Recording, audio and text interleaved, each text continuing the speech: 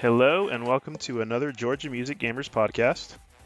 I am your host, Cyber, aka the 2DX man, because I've been playing that game a lot. Today we're doing a interview. Last week, if you were listening in, we did an interview with Disco Man. He is a Georgia native who decided to live in Japan, and so I wanted to sort of continue that trend with another good friend of ours who is also a Georgia native and decided to do the same type of thing, live in Japan. However, his story is a little bit different, so I figured it would be kind of interesting to have him tell us how he got to Japan and maybe talk about some stories about Georgia. And so, without further ado, it is the one, the only Penguinman, Hello, it is I. aka Nathan. Okay, that was yes, thank you. He goes by many names on the internet. I think nowadays he's going by NFORZA. Yes, that's Where did you get that that's name what I try to from? go by.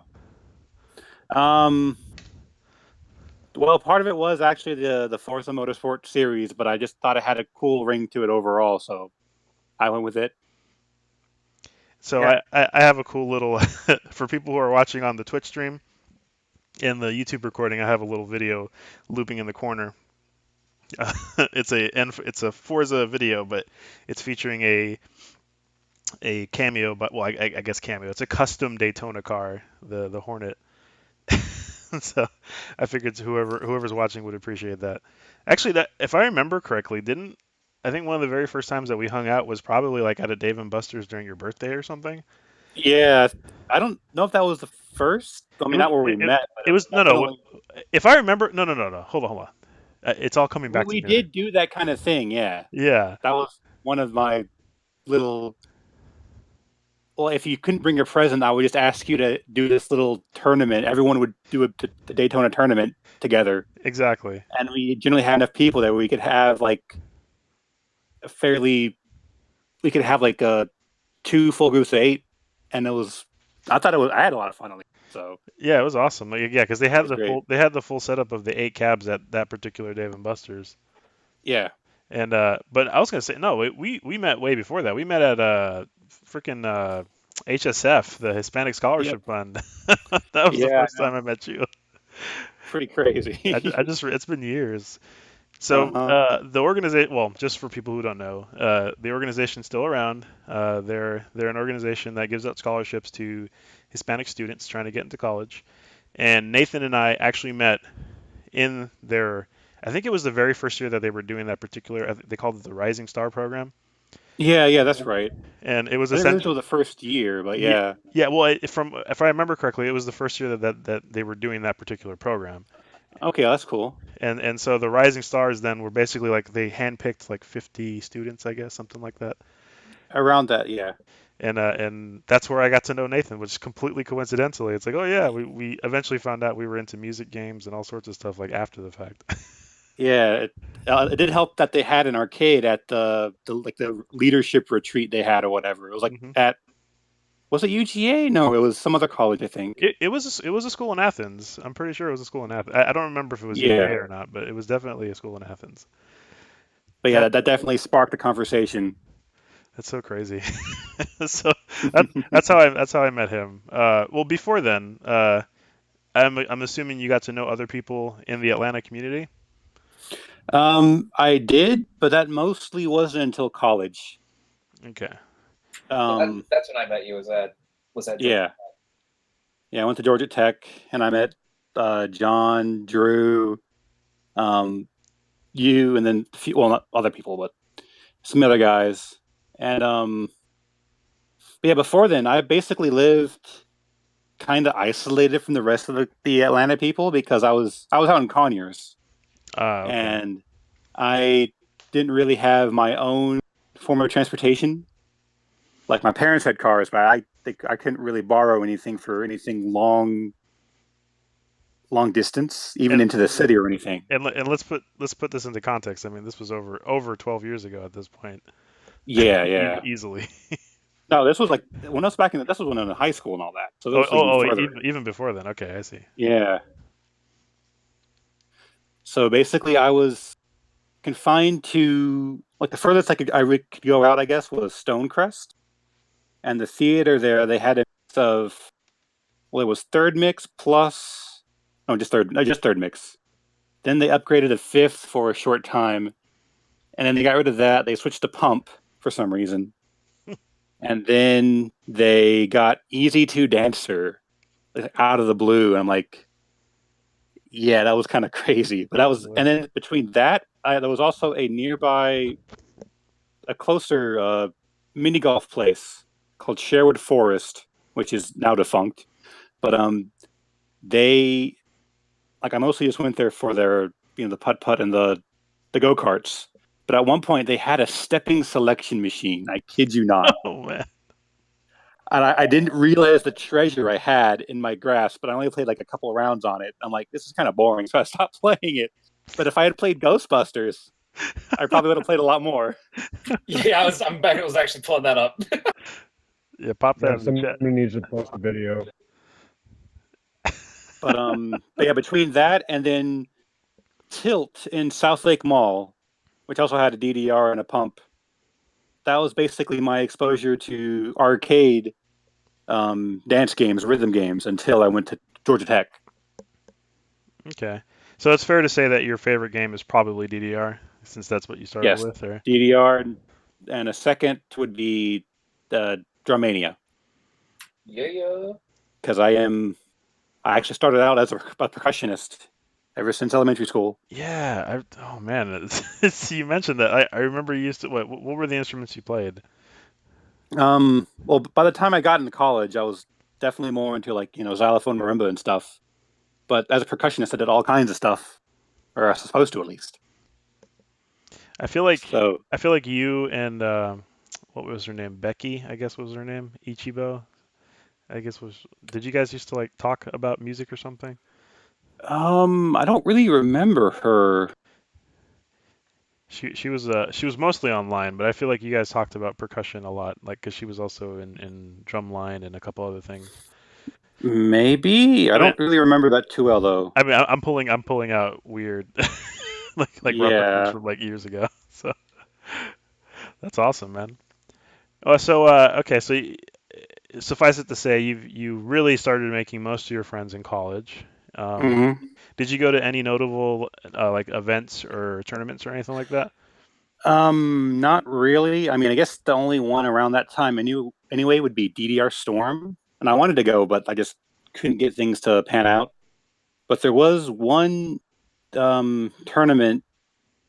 Was it down in Augusta or Macon or whatever? The arcade with the 2DX8 style and the Dance Mania. Yeah, that was Maniacs. our old Augusta. That was Funsville at the time.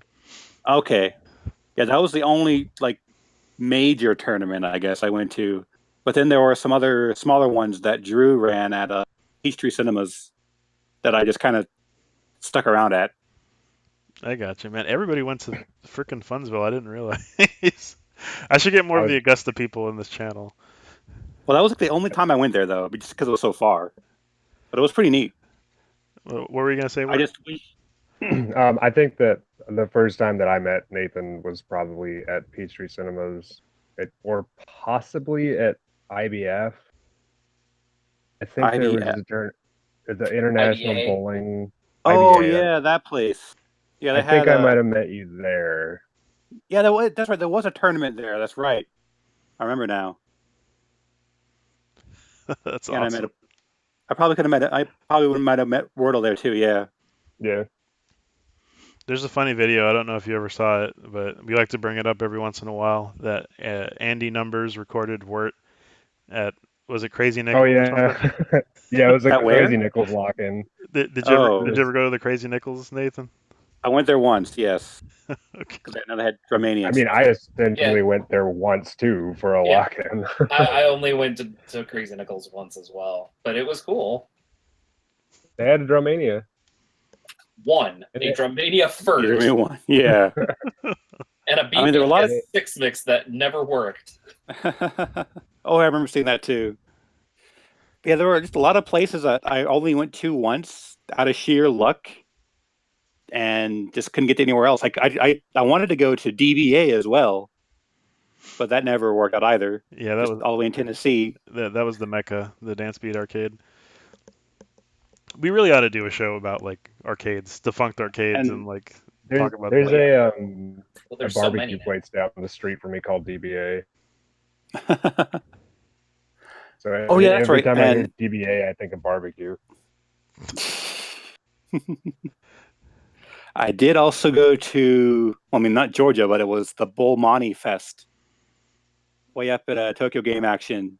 Oh, you I went think to it that? was the Awesome. yeah, it was up. I went there with Bill, the Imashura, and some other guys. But yeah, it was a pretty grueling trip, but it was a fun experience. I'm glad I went. You got to meet. That was the one with Korsuke, right? Yeah, that was with Korsuke. Yep. You got to hear the infamous Icarus samples live.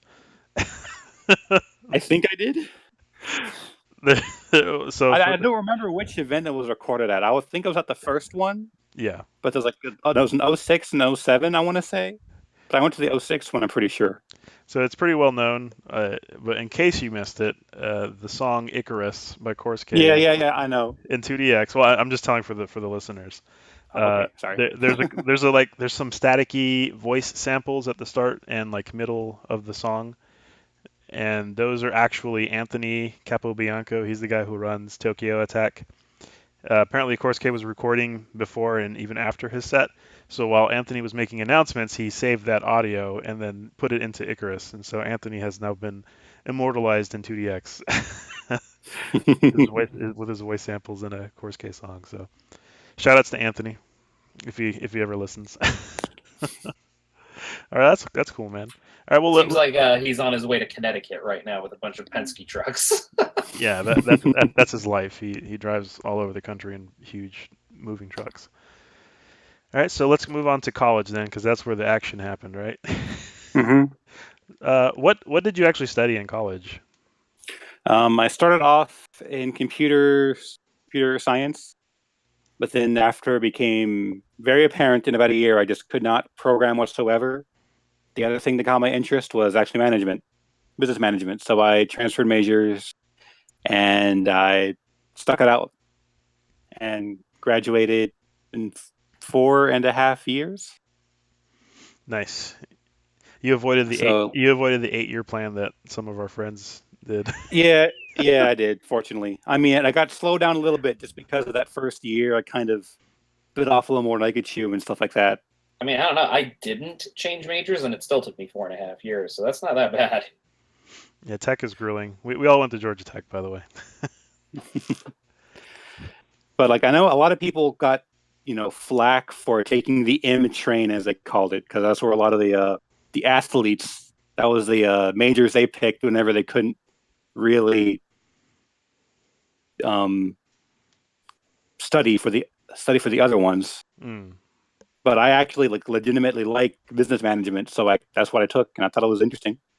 I enjoyed it. But the problem is, and it actually kind of tied into how I ended up in Japan, is that a lot of management careers, they get started through internships, and a lot of those are unpaid.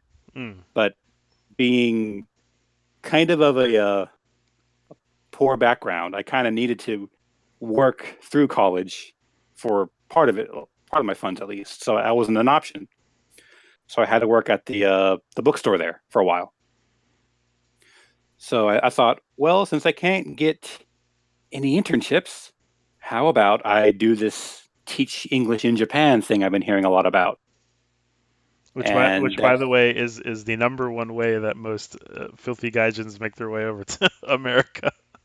Well, at least, yeah, from America. From America to Japan, you mean? Yes. That's kind of necessary because for Americans, they actually demand that you have a 4-year degree to get a visa. If you're from anywhere else in the world, you can get a working visa or a working holiday visa. That's it. And you don't even need a degree to get a job here. But for Americans, you need a diploma. But I thought, since that wasn't going to be a problem for me, I'd give it a shot and see what happens.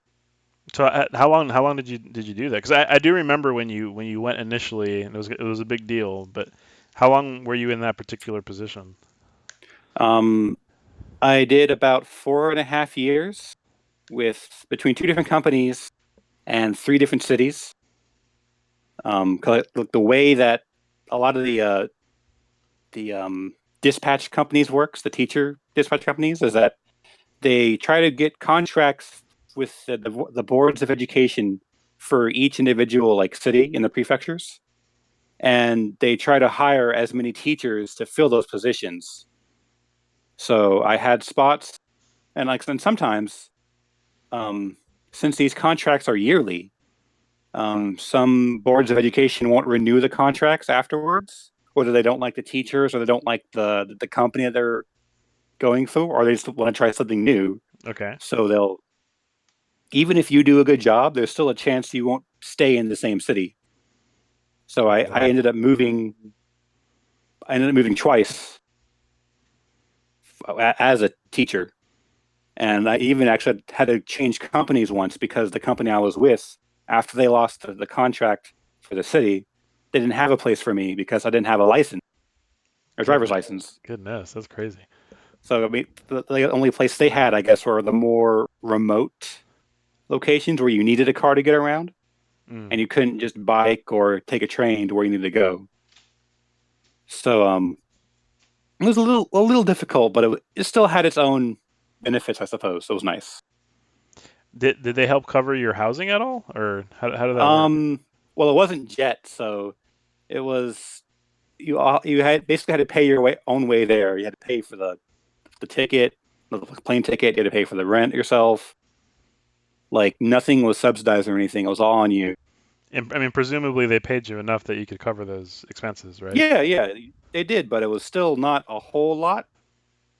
I mean, it's basically it's like the ALT gig is basically the McDonald's of the English industry over here, the burger flippers. So you're making a little bit more than minimum wage, and if you live out in the countryside, it's still more than enough to live on, which I was. But it's definitely not something you want to make a career out of course. I see. Which, I mean, that's eventually why you decided to move on from that gig, I assume. Yeah. I mean, I actually ended up really liking the language here. So I started studying. I really got into studying and kind of translating other things I liked to kind of see how it would feel, and I kind of liked it. So I stuck around long enough that I could find positions or I got good enough at the language as well at translating, and managed to stumble into a position where I could translate for games. Cool. All right, well, before we get too far ahead of ourselves, I did want to mention that you did a radio show back when we were at Georgia Tech. Oh yeah. And that's right. I mean, John used to go to that as well, right? Yep. Yeah, John and Drew also hung out a lot. So I guess this was around 2008. No, it would have been earlier than that. It was earlier, yeah. Still there. It was from, I want to say it started at 2005, or maybe that was also too early. It was around. That's probably around the right time, because I remember I was when I was working at Tech Rec, because I would do my closing shift at Saturday, and then we'd like immediately go to the radio station, like in the same building, just a little. Right. Yeah, it was around 2005, 2006. Probably 2006, probably late 2005, early 2006. Yeah, it was up until I graduated too. Working in Tech Rec, yeah. Yeah, you graduated around. I graduated 2007, December. Yeah, I graduated December 2006. So it was I had joined the radio station, the WRAK, and after you've been there for I think a semester or two, they let you they give you the option of having like your own radio show. But at the time, like the schedule was so full that there were only 2 or 3 spots open, and they were all like in the really bad times. Yeah. So I thought I would just do like a really late night show, since at least I figured there'd be someone awake to listen, since it was late Saturday night, early Sunday morning. So I thought, how about you do a video game show? And I went ahead and went along with it. I tried to do each week I took music from a certain series or a certain game, and I would just play everything or play what I liked for about an hour or so, and it was good times. Yeah, it was pretty fun. My contribution to that was we did a pop-in show once. I guess it was one of the few times that we extended the show for 2 hours. Because I mean, really, like, who's going to be there at like, you know, 2 in the I no, morning? there was a 2 hour show because it was daylight savings time. That's right. Okay. And Although so, I remember That's one. right. What does it pop in? yeah, it was pop-in music. I put together a pop-in music playlist, and Right. I just don't remember if that was a 2 hour show or not. I want to say it was this like the Silent Hill one. No, that's not the Silent Castlevania. That was it. Castlevania was a good one. Yeah, that was fun, and it was pretty neat. I remember, like, I don't know. I think I had like my DS or something with me one time, and I was showing you like websites on my Nintendo DS. I forget. It's stuff that dumb college kids do. Yeah, I actually did. I mean, I would normally bring in my stuff on an MP3 player to play, or a disc if I actually ever happen to have it. But I did hook up my DS for a couple of shows, like directly to the sound system, Right, right. and just kind of let it play for a little while. I think I did that for one of the Advance Wars games, actually. That was awesome. So Yeah, yeah, it was pretty neat. so And then the like 1 month I would sometimes do theme months whenever the mood struck me. And there was 1 month I did like all BEMANI related stuff. So 1 week was DDR, 1 week was B4U, I think, and then that kind of stuff. and yeah, So I would definitely try to to show off my music game fandom as well when I could. right. Yeah, the show was called Score, and Mecha Guy mentioned in the comments that the theme song was the Remocon song Score. Yes, that's right. From what 10 style was it? Beatmania DDX 10 style. I'm pretty sure So 10th yeah, or 11th. 10. it was a good time. All right, so let's shift back to Japan. Okay. You said you did 4 years there doing the teaching thing, hmm and then how did you transition over to the translating position? Like, who were you in contact with? Like, what moves did you have to Well, make? when I taught in 3 different cities, and the last city I taught in was Shibukawa, Gunma, which is actually at the base of Mount Haruna, which is where Initial D took place, like at least at the outset. Like Haruna is based off of Akina in the games or the setting. So anyway, I the Board of Education would hold meetings, all of the ALTs in the system weekly, and there was this one girl there who she wasn't part of my company. She was actually a jet herself, but we would kind of meet up, and since she also kind of like some kind of nerdy things, we would sort of bond over that. Mm. Like kind of like anime and manga, I guess. But we actually somehow got involved in like a translation project, like a fan translation project. And after she left Jet to go to Tokyo and kind of become a translator herself, the company she started with, they needed more translators. So she asked me if I was willing to go and join her company. And I thought, yeah, sure, that sounds great. And that's what I did. It's perfect. It's always somebody you know, isn't it? Yeah, like not even like I I learned in business school or in the business major how important connections were. But I didn't realize that was connections with people currently higher than you, or just like even your peers were like almost as important. Right. Can you Because say they can can you say the name of the company that you worked for? for the translation company. Yes. Oh, yeah, I guess so. It was a company called Applebot. They were actually a subsidiary of Cyber Games, not Cyber Games, Cyber Agent, which is a pretty big conglomerate over here. They run a lot of the like their main one, probably most people know, Games, which does like now they do like Grand Blue Fantasy, they do like the Idle Master mobile games and stuff. Mm-hmm. But I worked for like a different subsidiary, which had a couple pretty big games at the start, but after a couple of years, they kind of like dwindled off. But I somehow managed to stay on the same project. Oh, I'm surprised that the same project has been going on for until now. Ever since I joined until now, like they actually sold that project to another company, but I'm still affiliated with it. I'm still doing translation for that same game. It's been almost 6 years now. Oh goodness. I know. I'm surprised. Like very few mobile games last that long, but they're somehow managing to make it stick around. Can you say what the name of the game is? Yeah, I guess so. It's called Legend of the Cryptids.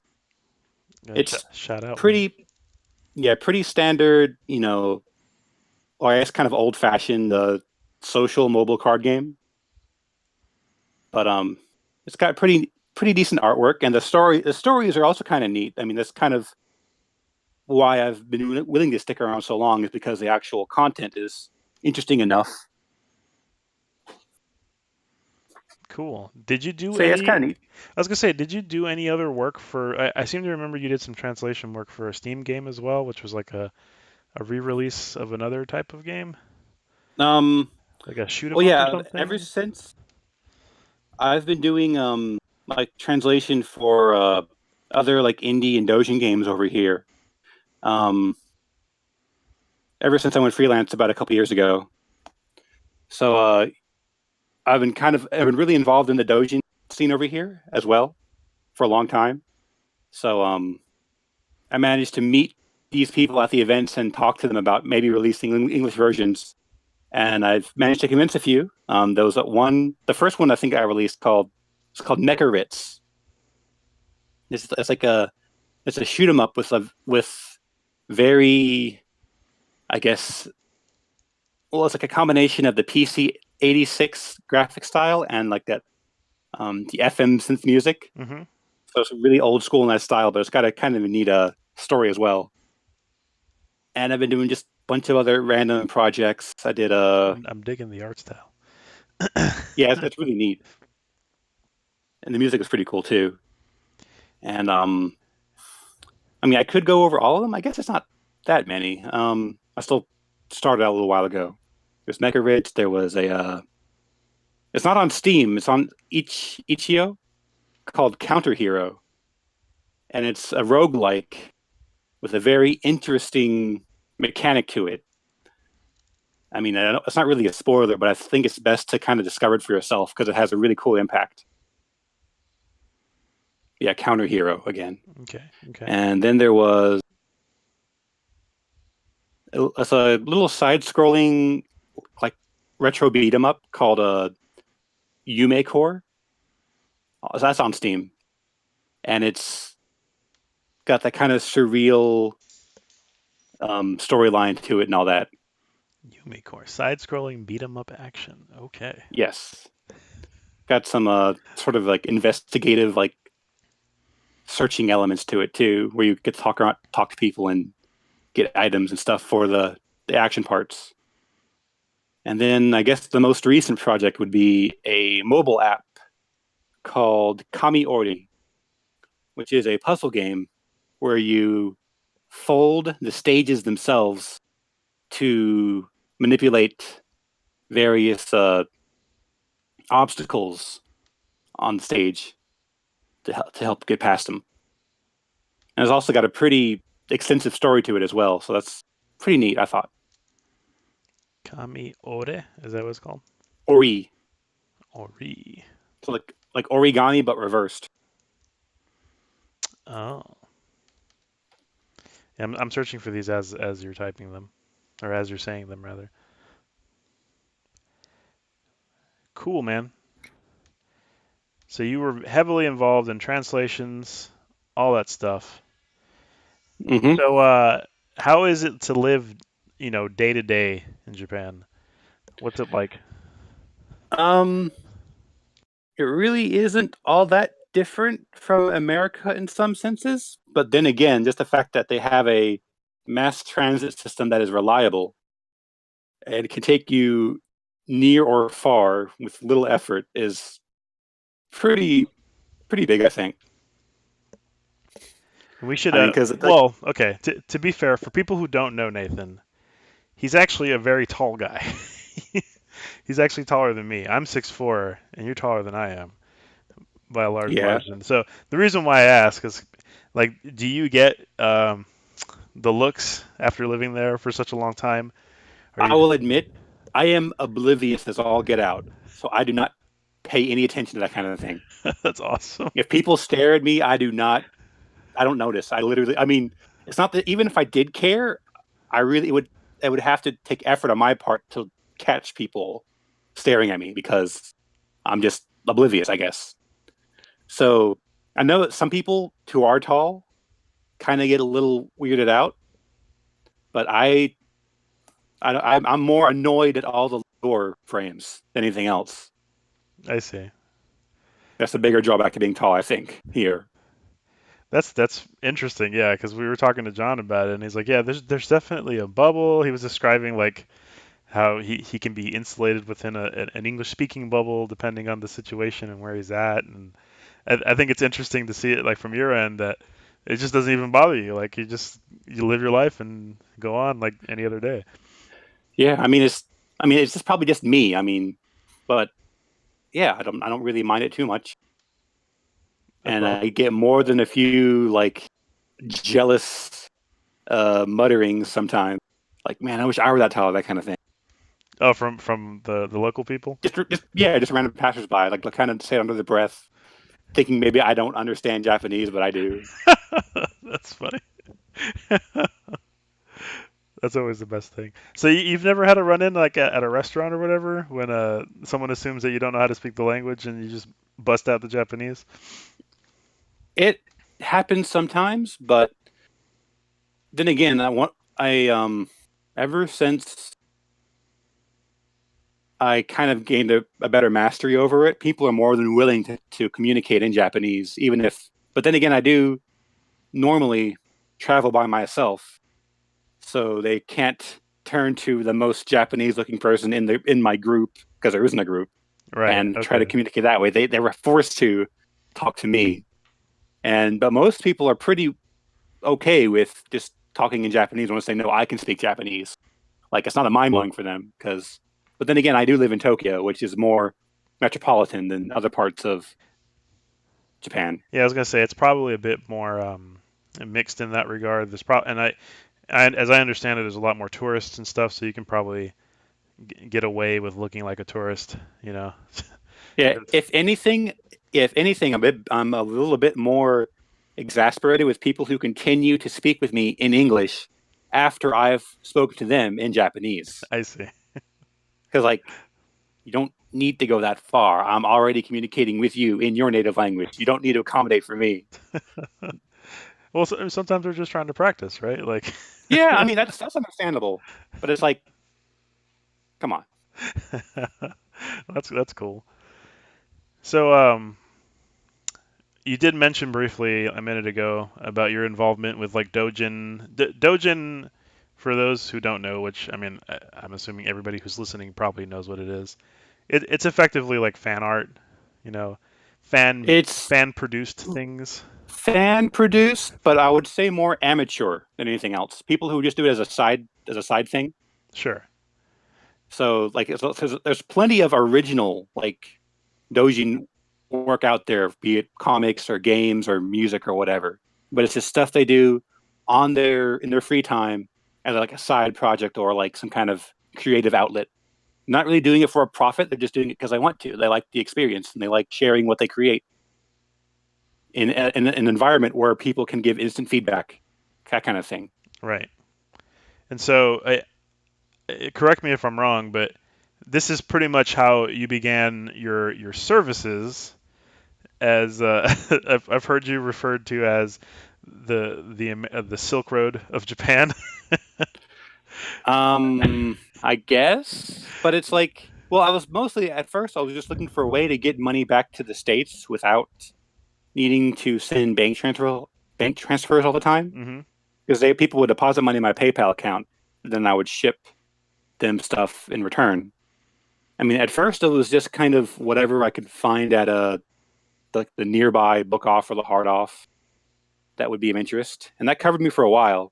But then when I discovered Comic Cat and similar events like M3, which is all Doujin music, that kind of shift became the focus, because while there are a fair number of services that will send you like just openly available, commercial CDs and books and games, and even from auction sites nowadays, services that will get stuff directly from these Doujin events are still very hard to come by. So my services are very much in demand, are still in demand, even if by a small group. Yeah, It's still very steady. And like, you guys have to imagine, like, these places typically have, you can't just walk in there with like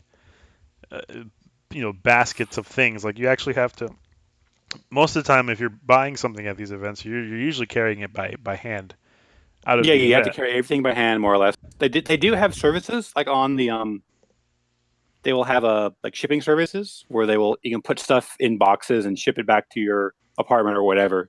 But they're mostly for like the circles themselves, like the groups who are making the stuff, Mm-hmm. so that way they can ship back home like the stuff they didn't sell, or their supplies or whatever, so they don't have to carry it back with them. Right.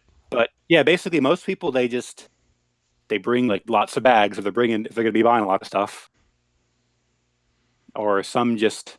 Well, there are a fair number of groups as well who will sell like tote bags on their own featuring original artwork or whatever.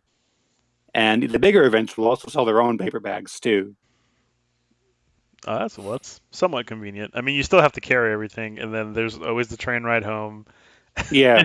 I mean, lately though, I've gotten to the point where I'm buying so much stuff and I'm filling so many boxes at these events that it's.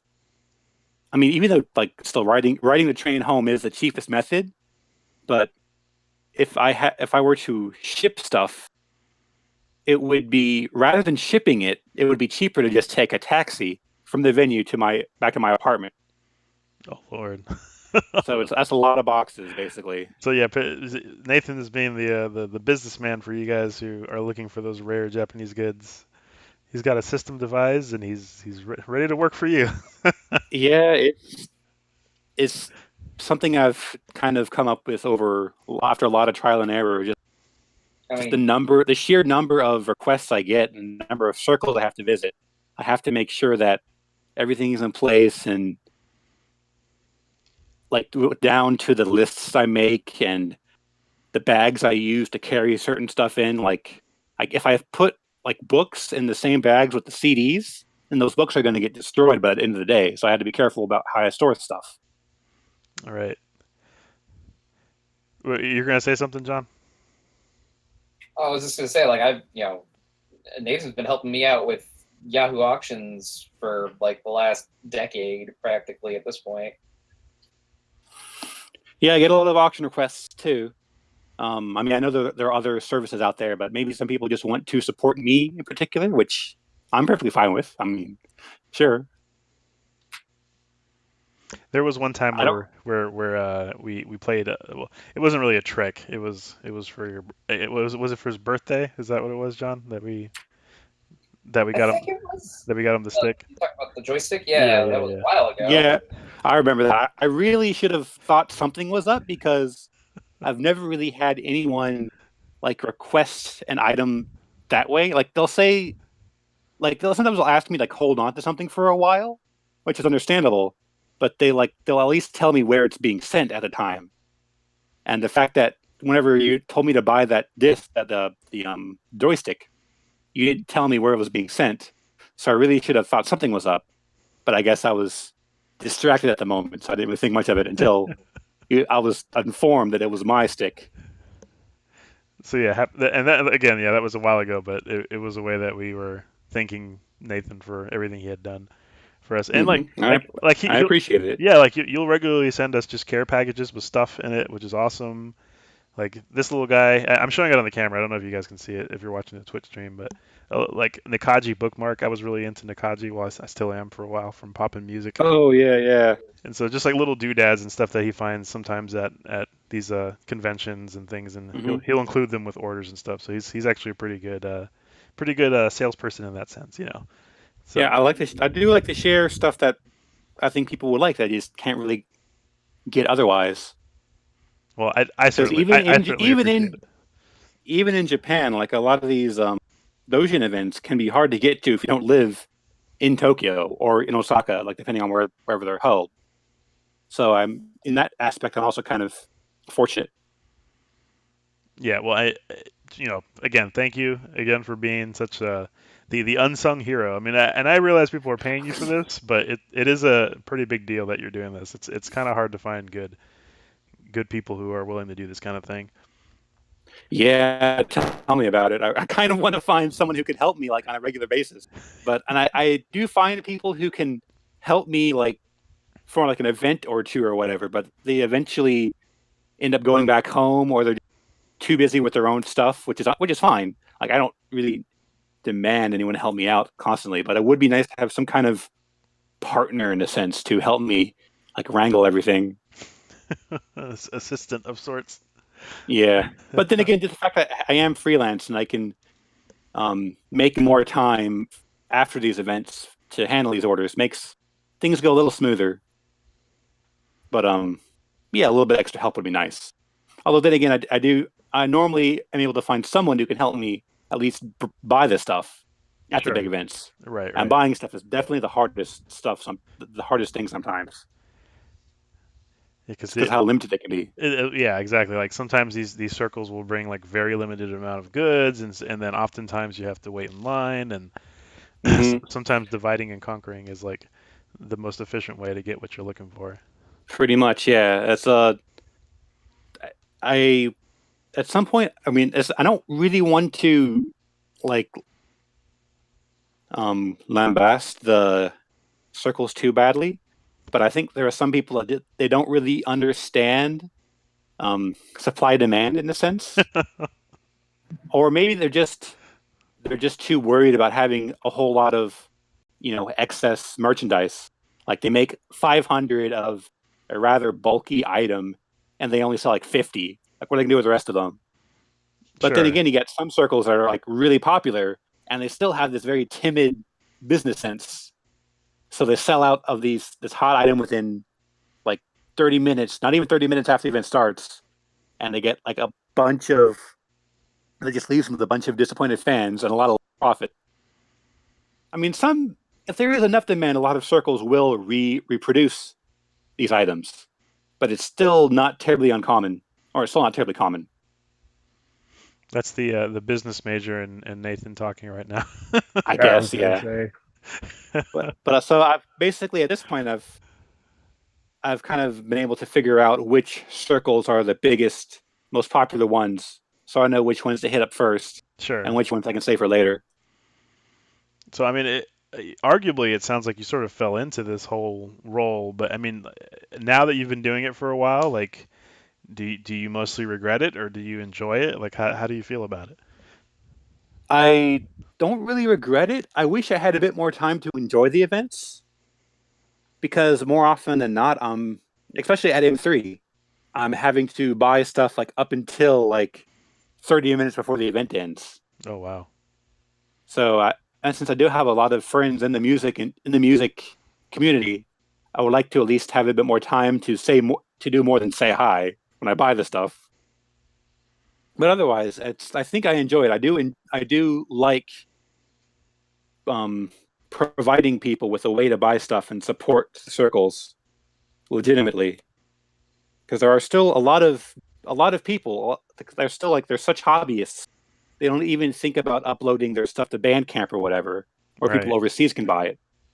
So it's like the only way to get a hold of this music is to buy their burned discs at this event. That's crazy. Mm. But like, yeah, I mean, like, I'm aware that that's what they do. It's a little crazy. Yeah. Has this type of activity like opened up any other avenues for you? You said you got to know some music people. Actually, in a sense, it did. Yeah. After I got a job at Applebot as a translator, I met someone, or there was a big like kind of gathering between all of the cyber agent subsidiaries, and I actually got to meet someone else there who was a helper with diverse system, which is another big, Doujin circle. They had started out doing like BEMANI and other remixes, and now they've been doing a lot of original stuff lately. But I met him at this event and told him I was a translator, and then he went and then he told the circle head that I was a translator. So the next time I met him at M3, he asked me to do translation work for him. Oh, cool. So that kind of helped me get a little bit closer to that side of the stuff. But at these Doujin events, I'll also meet other music people as well, since a lot of the creators will also be there to help sell or otherwise run the circle. Like you got big artists like Camellia, P Light, Blackie, you, like a lot of commissioned artists will be there. And then you'll have people like Ryu will show up sometimes, like Ryu Star. Chorus K, until like last comic hit, he was also a fairly regular attendee. Attendee at these events, selling his new CDs.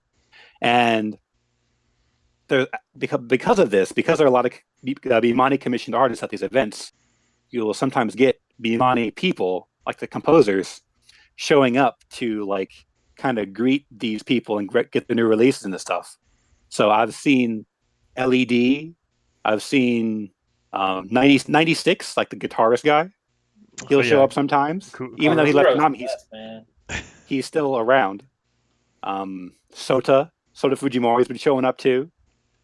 I got to meet him that way. And I want to say Tag has also been around too. Yeah, I've seen Tag a few times. With or without the hat? Both, yes. Both. He actually does go without the hat because he's less recognizable that way. You imagine? But I still recognize him because, I mean, come on. Because it's Tag. Yeah, it's Tag. Now, if he busted out the Superstar Mitsuru outfit, it'd be all over. It's harder to. I also saw Whack once, and that was also a very close. I almost missed him because again he was without this mask. Oh, he's just walking around with glasses, and that's it. Yep, that was it. He did that like once on camera, like. Yeah, but at the events, when he shows up at the events, he'll be without the mask because otherwise it's too conspicuous. Right. He's so funny. Well, that's cool. I mean, we might as well talk about BEMANI artists. You've already talked about who you met. Like, how approachable would you say these guys are, like, in real life? If you've seen, like, at the events, they're definitely pretty welcoming. I mean, they're not so much willing to give signatures, but they will definitely, say hi, I'll shake your hand, and they'll talk about, like, if you tell them what your favorite song is, they'll be like, oh, yeah, thanks a lot, that kind of stuff. Cool. Let's see, what else? Oh, also, at the, like, the BEMANI-related Exit Tunes dance party type things, a lot of the artists, after they've performed their set, they'll end up walking around, like, on the floor, like, because they hold these events at pretty big venues. Right, yeah. Where they'll have like multiple stages even. So it's at this last one that they had for the thing they had the release party for like all the new CDs that were coming out. They had what was his name again? Hiro something Watanabe. Hiroshi Watanabe. Oh yeah.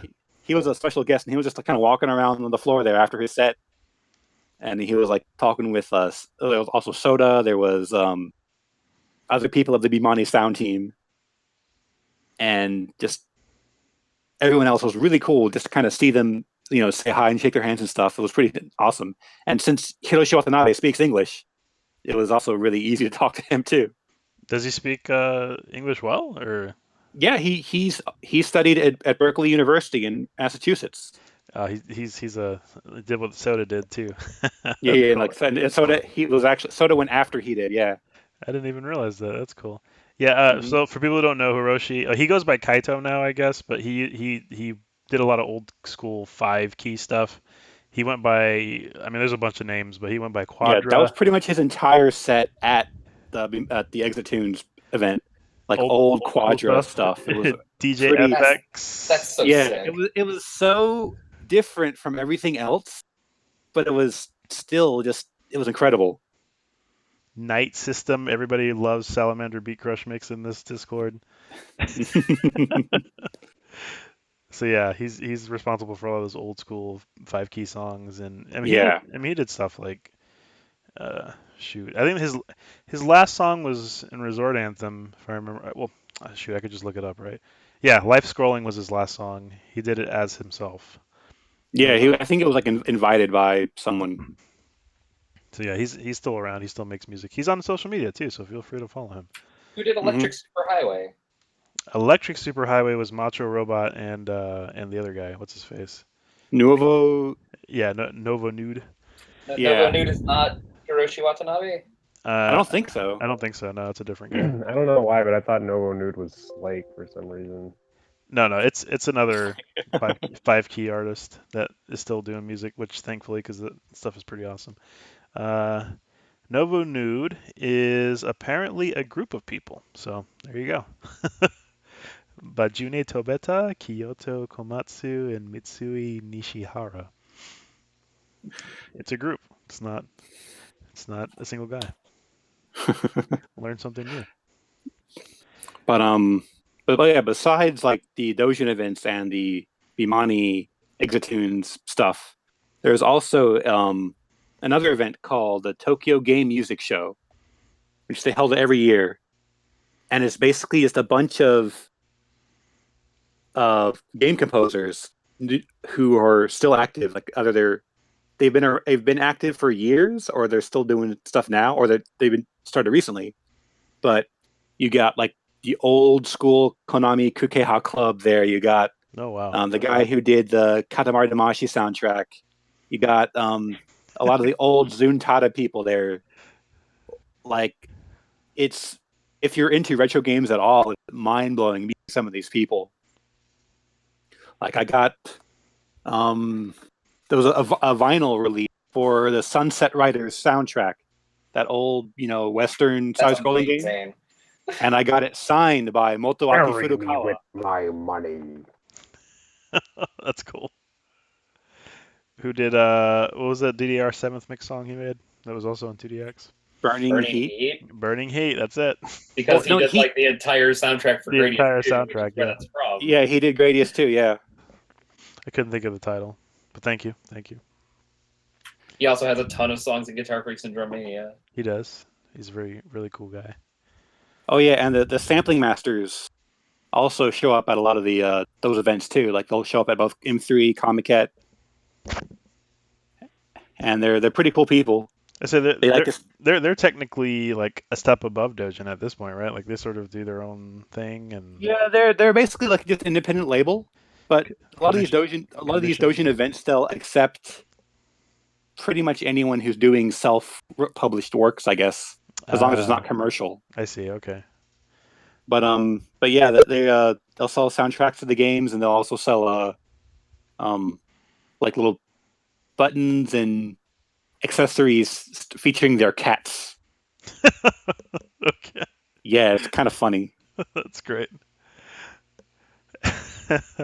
Well, Nathan, I just want you to know that you have a lot of admirers out there. There's a lot of people out there that really appreciate what you do for them, and I think it's pretty cool that you're Yeah, ready I'm and glad willing. I'm glad I can help out with some aspect of that. I mean, I would like to do more, but I'm only one person, I guess. Right. Are there any funny stories that you have to tell about these artists? Is there anything interesting that the radio people might want to hear that maybe they don't know? Hmm. Obviously, we don't want to hear their home addresses or anything like that, but Yeah, I know. I think. Um. Hmm. I don't really know anything that would be interesting and not potentially, damaging, I guess. Okay. Um,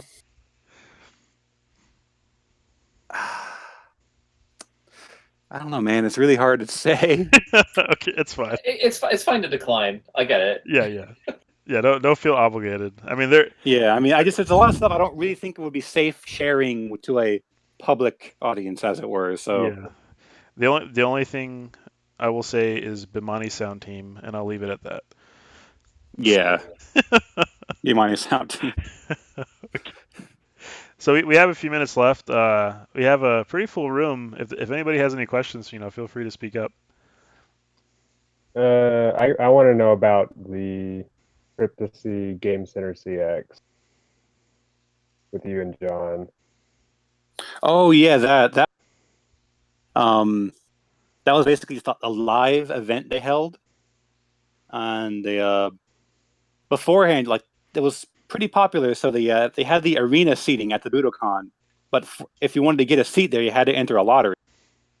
And so fortunately, I managed to win the lottery, and I didn't have anyone else, but I had 2 tickets because I thought, maybe I'll go with someone. I didn't know who at the time. So I kind of, on a whim, asked Disco Man to come with me. I'm like, hey, sure, I'll go. And he seemed to enjoy himself. It was a pretty cool time. Yeah. I feel like he and I used to be big into Game Center CX, like when we lived together. And I thought it was pretty cool that you made it into the promotional material or something. Yeah. I saw it on the DVD. It was really cool. Yeah. I do remember like a cameraman being right at my foot at the corner there. Like, she was there for a pretty long amount of time too. So I guess they kind of wanted enough footage that they'll splice me in at the right time or whatever. But yeah, I didn't make it in. That was an interesting surprise. I had actually had a really good seat because, like, right whenever Audino first came in at the start, like, he actually ran through my aisle, so I actually got a chance to, high five him as he ran by. Oh, yeah. That's awesome. It was pretty neat. Is there footage of this anywhere online? I completely missed this. I don't think it's online. It's only on the DVD. It's the DVD special. Okay, so if you guys have the Game Center CX DVD, you probably know what we're talking about. You can find there. I can't remember if I have a screenshot saved somewhere or not, but I have to dig it up. If you find that, you have to send that to me directly. I want to see that. Okay. That's awesome. You got any more questions? Yeah, I did have a question about the Doujin translations. How many would you get at a time, and how long would it take you to fully translate something? I haven't been really looking too hard for jobs. I mean, there are only so many Doujin games being made at once. So I kind of get one like every other month or so. But a lot of the games I've translated so far, they don't have a whole lot of text. So it'll take not even a month, maybe a couple weeks or so to do. All right. But I'm always, looking out for other groups as well, just because, that's kind of what you have to do as a freelancer. You have to go out and look for stuff. But I guess these Doujin games are kind of my fun jobs as opposed to the stuff I do to properly earn a living, I guess. Nice. All right, Nate, do you have any final words for the people who maybe want to follow you in your footsteps and do the same kind of thing you're doing? Any bits of advice? Well, I will say that I will encourage people to come to Japan because it's a really cool place, a lot of cool stuff to do here, and it has its own, of course, it had its own faults, but if you can live with those, it's definitely worthwhile to make the jump. And but I will suggest to try to get any other job besides teaching English as fast as you can, because it's actually like the hard part of getting in Japan is getting the visa. But once you've gotten the visa, it's actually fairly easy to find a new job if you have the proper qualifications.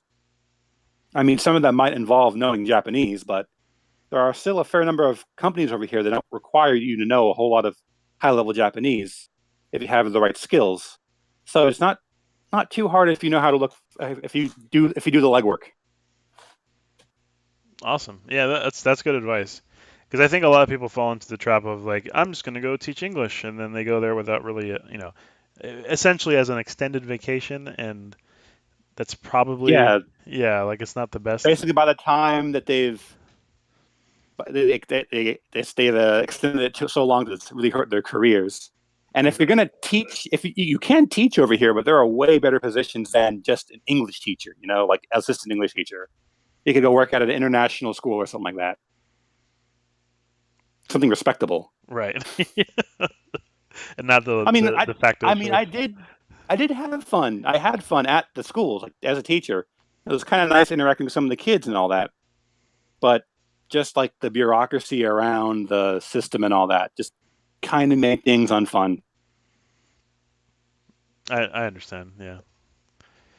All right. Well, great. I think this has been a very productive show. Hopefully you had fun, Nathan. Yeah, I had enjoyed it. It definitely was nice to I've been keeping to myself for a while, so I guess it is nice to have some sort of record of my activities in a sense. Yeah, you exist. You're alive. Yeah. You don't have to call anybody yet.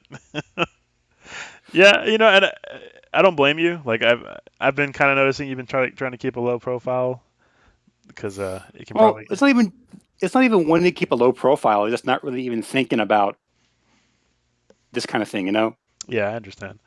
Well, don't forget us. We're here, Yeah, I mean, I don't forget. I haven't been forgetting you. Feel free to drop in, and maybe you can come into another show if you want to wake up early again.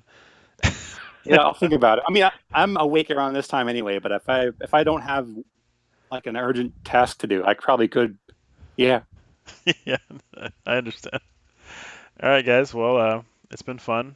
I'm gonna go ahead and end the show now, but before we do, I just want to remind everybody that you've been listening to the Georgia Music Gamers podcast. Let's take a vote about what we're going to talk about next week, because I really have no idea. Anybody want to talk about cell phones again? Oh yeah. You always know the show's ending when Word starts posting memes. So. Okay. No, for the record, I'm not a fan of talking about cell phones. Thank you. It was a joke. We'll decide it, and we'll figure it out. So I guess everyone's gonna find out what we're gonna talk about next week. Oh my God. Once we come back. All right. So everybody say goodbye. Anyway, yeah. Thank you for having me on the show. Of course. Anytime. Bye. Goodbye. See you later. Later. Hello. Bye.